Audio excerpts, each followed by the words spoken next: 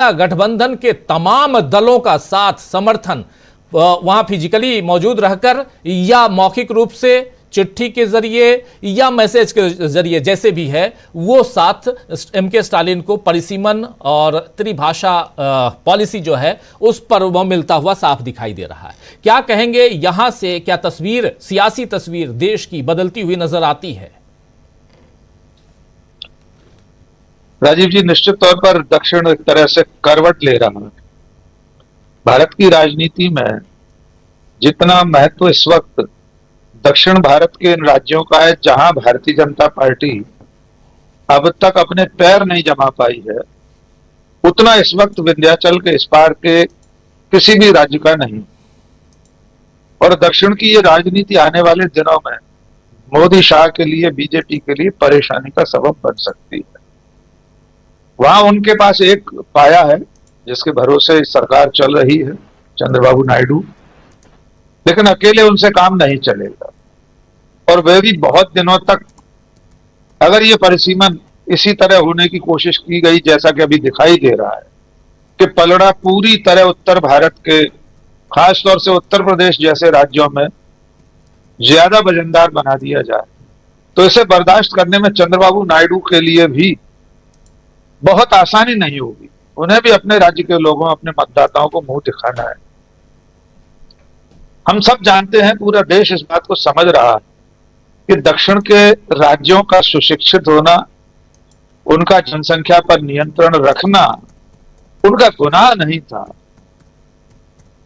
दक्षिण भारत के राज्यों ने कोई गलती नहीं की कि वे पढ़ लिख कर उत्तर भारत से ज्यादा न केवल आर्थिक संपन्नता प्राप्त कर गए, बल्कि सामाजिक दायित्वों के प्रति भी उनकी जो जागरूकता है वो उत्तर भारत से ज्यादा है। तो ये कोई अपराध नहीं था उनका कि इसकी सजा उन्हें इस रूप में दी जाए कि भविष्य की संसद में उनकी नुमाइंदगी इतनी कम हो जाए और उत्तर भारत की नुमाइंदगी इतनी ज्यादा हो कि उनकी आवाज नक्कार खाने में तूती बनकर रह जाए। भले गृह मंत्री ने कोई आश्वासन दिया हो कि ऐसा नहीं होगा, संतुलन कायम रखा जाएगा, पर इरादे उनके नेक नहीं है मोदी सरकार के। इस बात को सब लोग समझ रहे हैं जी। इसी के चलते आज का ये जो जमघट है वो दिल्ली के लिए भी एक संदेश है कि हम सब इस नाइंसाफी को बर्दाश्त नहीं करेंगे। यद्यपि इसमें कुछ नाम तो ऐसे ही हैं जो खुद बीजेपी के साथ कल तक थे। नवीन पटनायक पिछले 10 सालों में नरेंद्र मोदी की सरकार में हर मौके पर संसद के भीतर हर बिल के समय, हर कार्रवाई के समय बीजेपी के साथ खड़े दिखते थे और इसका खामियाजा उन्होंने भुगत लिया। आज की तारीख में उनकी खुद की पार्टी की क्या दशा और दिशा है उड़ीसा में, वे खुद जान रहे हैं। जगनमोहन रेड्डी भी आज की तारीख में हाशिए पर है। ये सब जानते हैं कि बीजेपी का साथ पाकर इन्हें कुछ हासिल नहीं हुआ, बल्कि इनकी ताकत धीरे धीरे कम होती गई है।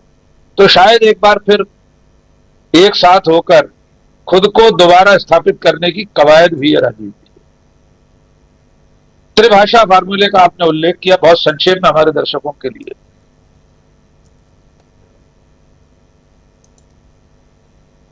90 साल मानिए, देश की आजादी से पहले जब मद्रास प्रेसिडेंसी थी, मद्रास राज्य था, वहां प्रधानमंत्री थे चक्रवर्ती राजगोपालाचारी। उन्होंने 1937 में हिंदी को अनिवार्य कर दिया था, लेकिन तब जस्टिस पार्टी, पेरियार और बाकी लोगों ने इसका पुरजोर विरोध किया। लगातार आंदोलन चले और अंत में 1940 में इसे खत्म करना पड़ा, हिंदी की अनिवार्यता को। तो हम सबको भी समझना पड़ेगा कि दक्षिण भारत में जबरन कोई भाषा नहीं थोपी जा सकती। अगर आप हिंदी को लागू करने के लिए उन्हें मजबूर करेंगे और इसके लिए केंद्र सरकार सर्व शिक्षा अभियान का 782 करोड़ रुपए रोक कर रख ले, तो ये भी देश का जो फेडरल स्ट्रक्चर है, संघीय ढांचा है, उसके चलते तो नाइंसाफी है। किसी राज्य का गला आप इसलिए नहीं घोंट सकते कि आपकी किसी राष्ट्रीय शिक्षा नीति में कोई एक प्रावधान है उसे राज्य लागू नहीं कर रहा, और लागू करने को तैयार है राज्य, लेकिन जबरन नहीं। उसमें वैकल्पिक विषय है, उन्हें लिया जा सकता है। तो मुझे ऐसा लग रहा है कि परिसीमन और त्रिभाषा फॉर्मूला, इन दोनों मुद्दों पर केंद्र को, नरेंद्र मोदी को, भारतीय जनता पार्टी को राष्ट्रीय परिप्रेक्ष्य में सोच समझकर बात करने की जरूरत है। ऐसा ना हो कि दक्षिण भारत खुद को छिटका हुआ अलग थलग महसूस करे। खास तौर से तमिलनाडु जैसे राज्यों में बेहद संवेदनशीलता की जरूरत है। तमिलनाडु के बहुत पास में श्रीलंका है। देश ने देखा है किस तरह से तमिलीलम का आंदोलन वहां चला था, उसका प्रभाव आज तक वहां देखा जाता है। देश ने उसकी एक बहुत बड़ी सजा भुगती है। एक प्रधानमंत्री की शहादत हुई है उस आंदोलन के चलते। तो ऐसा कोई काम ना करे सरकार कि कोई अलगाव की भावना किसी राज्य के भीतर पनपना शुरू हो। इसलिए आज की ये जो एकजुटता है, ये दिल्ली के लिए और मोदी के लिए पैगाम भी है कि आपकी कोई मनमर्जी मनमानी यहां नहीं चलेगी। परिसीमन के समय भी दक्षिण के राज्यों की देखा जाए। जी राजीव जी, आपके सवाल पर आएंगे उससे पहले थोड़ा सा श्रवण जी ने जो गांधी जी और हिंदी का जिक्र किया उसको थोड़ा सा विस्तार दे देते हैं जी। मुझे लगता है श्रवण जी आज इंदौर में ही होंगे और श्रवण जी को तो सब मालूम ही है, लेकिन हमारे दर्शकों की जानकारी के लिए गांधी जी 1918 और 1935 में इंदौर आए थे। दोनों बार उनका आगमन हिंदी साहित्य सम्मेलन के अधिवेशन के लिए हुआ था और ये इंदौर ही वो सरजमीन है जहां से गांधी जी ने हिंदी के राजदूत दक्षिण भारत में भेजे थे। 1918 के पहले सम्मेलन में जो इंदौर में हुआ था, तो यहीं से उन्होंने जो 5 राजदूत भेजे हिंदी दूत बनाकर, उनमें उनके खुद के बेटे देवदास गांधी भी थे। तो ये सचमुच में गौरवशाली बात है कि श्रवण जी इंदौर में हैं, इंदौर के हैं। वहां से गांधी जी ने दक्षिण में हिंदी के प्रचार प्रसार के लिए राजदूत नियुक्त किए और इसी सम्मेलन में हिंदी को राष्ट्रभाषा बनाने का आह्वान भी हमारे महात्मा गांधी ने किया था। अब हिंदी की क्या दशा है, दक्षिण में किस तरह थोपी जा रही है। आज सुब्रमण्यम स्वामी ने कह दिया कि संस्कृत सीखनी चाहिए। उन्होंने कोई ट्वीट किया है कि देश के लोगों को संस्कृत का बढ़ावा देना चाहिए, हिंदी को पीछे कर देना चाहिए। इस तरह की बातें भी आ रही। अब आते हैं कि इस वक्त जो राष्ट्रीय स्वयंसेवक संघ में चल रहा है, मोदी और संघ के सुप्रीमो और संघ के क्या रिश्ते हैं, उत्तर प्रदेश को लेकर संघ क्या सोचता है, योगी आदित्यनाथ को लेकर क्या उसके सोच विचार में है, इस सब के पीछे 2 महत्वपूर्ण अभी कारण दिखाई देते हैं। जो एक तात्कालिक है, पार्टी के राष्ट्रीय अध्यक्ष का चुनाव। राजीव जी, हम सब जानते हैं कि शायद पहली बार ऐसा हो रहा है कि 9 या 10 महीने विलंब हो चुका है पार्टी के राष्ट्रीय अध्यक्ष के चुनाव। इससे पहले कभी ऐसा नहीं हुआ। वैसे भी चुनाव बीजेपी में किस तरह होते हैं हम सब जानते हैं। अभी आला कमान के 2 लोग मिलकर तय कर लेंगे कौन होगा राष्ट्रीय अध्यक्ष, बन जाएगा। तय हो चुका है पिछली बार बीजेपी की राष्ट्रीय कार्य समिति में कि अब राष्ट्रीय अध्यक्ष का चुनाव नहीं होगा। जेपी नड्डा 2 बार रह चुके हैं, अब तीसरी बार हो नहीं सकते क्योंकि पार्टी का विधान ऐसा है। तो राष्ट्रीय स्वयंसेवक संघ की प्रतिनिधि सभा की बैठक में इस पर जरूर विचार मंथन चल रहा होगा कि नरेंद्र मोदी के साथ राष्ट्रीय अध्यक्ष की कुर्सी पर कम से कम एक ऐसा आदमी बिठाया जाए जो उन्हें देवताओं का देवता तो कम से कम न कहे, जैसा कि जेपी नड्डा ने मोदी को देवताओं का देवता बताया था। इसी को लेकर रस्साकसी चल रही है। इसलिए अब तक चुनाव या मनोनयन, चुनाव बार बार निकल जाता है, चुनाव जैसी चीज में कोई आस्था नहीं है बीजेपी और मोदी शाह की। आंतरिक लोकतंत्र में कम से कम पार्टी में तो नहीं है उनकी। तो एक तो इस पर विचार चल रहा होगा। दूसरे, आपने बहुत अच्छी बात रेखांकित की, अभी किसी साथी ने कहा भी, नरेंद्र मोदी ने कुंभ की सफलता का गुणगान किया संसद में, लेकिन उत्तर प्रदेश के मुख्यमंत्री का नाम नहीं लिया। राष्ट्रीय स्वयंसेवक संघ कुंभ का जिक्र कर रहा है, योगी आदित्यनाथ और उत्तर प्रदेश की सरकार की वाहवाही कर रहा है। ये बिटवीन द लाइंस पढ़ने की बात है कि संघ अब हु इज आफ्टर मोदी पर भी विचार विमर्श शुरू कर चुका है। मोदी जी अगले साल 75 साल के हो जाएंगे। उनके अपने बनाए हुए विधान से 75 साल में मार्गदर्शक मंडल में चले जाना चाहिए उन्हें। वे जाएंगे कि नहीं जाएंगे हम नहीं जानते, हो सकता है वे राष्ट्रपति बने या कुछ और उनके दिमाग में चल रहा हो।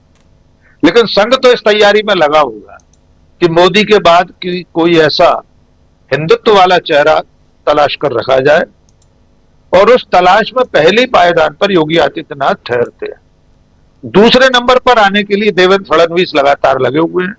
औरंगजेब की कब्र को खुदवाने का आह्वान करके, दंगों की पटकथा लिखकर और तमाम इसी तरह की बयानबाजियों के दिन। तो अब जो लड़ाई है वो मोदी के बाद अमित शाह या अमित शाह को टक्कर देकर कोई और, तो अमित शाह को टक्कर देने के लिए योगी आदित्यनाथ हैं, नितिन गडकरी हैं, उन पर भी संघ की कृपा रही है।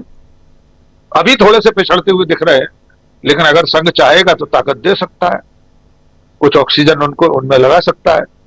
फिर देवेंद्र फडणवीस हैं, राजनाथ सिंह हैं, कई ऐसे नाम हैं जो लगातार चर्चा में रहते हैं। संघ खुद को एक सांस्कृतिक संगठन भले कहता हो, लेकिन मुझे नहीं लगता 8वीं क्लास का कोई बच्चा भी इस बात को मानता होगा कि राष्ट्रीय स्वयंसेवक संघ सिर्फ एक सांस्कृतिक संगठन है। वो पूरी तरह से एक राजनीतिक संगठन है।